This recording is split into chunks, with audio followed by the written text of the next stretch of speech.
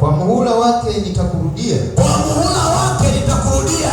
Wakati huu mwakani. Wakati huu mwakani. Na Sara atapata mwana wa kiume.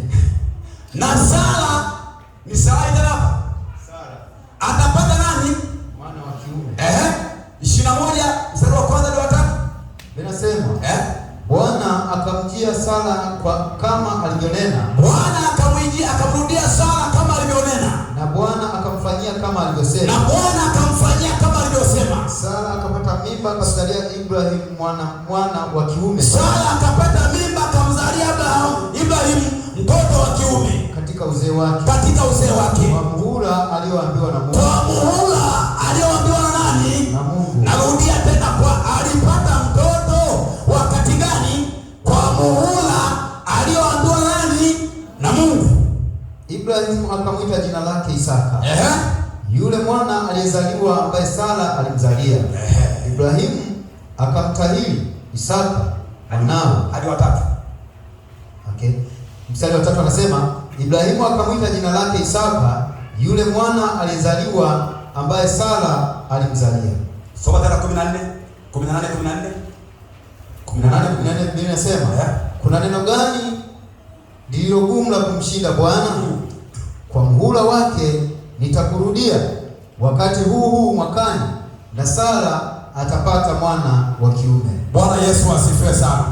Baada ya Sara kuharibu, baada ya Sara na mume wake kufanya uhalifu, ndipo sasa Bwana anamwambia Sara na mume wake, kuna jambo gani gumu linaloweza kunishinda mimi? Kwani mimi nimeshinda kukupa mtoto ukiwa mzee? Mimi sijawahi kushindwa, maana elimu ya Mungu inazidi elimu zote.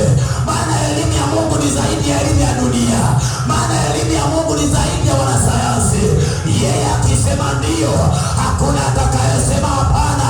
Hata kama waganga dunia nzima watasimama kupinga, hakuna watakachokibadilisha.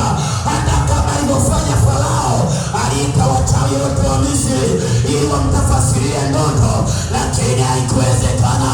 Hata kipindi cha Farao pale aliwaita wachawi wakabadilisha fimbo zao kuwa nyoka, lakini nyoka wa shaba aliendelea kusimama, aliendelea kuwameza. Nikwambia asubuhi ya leo, hakuna jambo linalomshinda Bwana. Haijalishi amenyamaza kimya, haijalishi unaona muda unaenda. Sikiliza nikwambie, kwa majina ya Bwana, kwa muhula wa Bwana, Bwana atakutokea. Subiria majira yako. Leo ni majira ya wengine. Leo ni majira ya Joni. Leo ni majira ya Adija. Leo ni majira ya mbele. Majira yako bado. Subiria majira yako. Kila mtu yupo kwenye majira yake. Usiingie kwenye majira ya wengine, baki kwenye majira yako.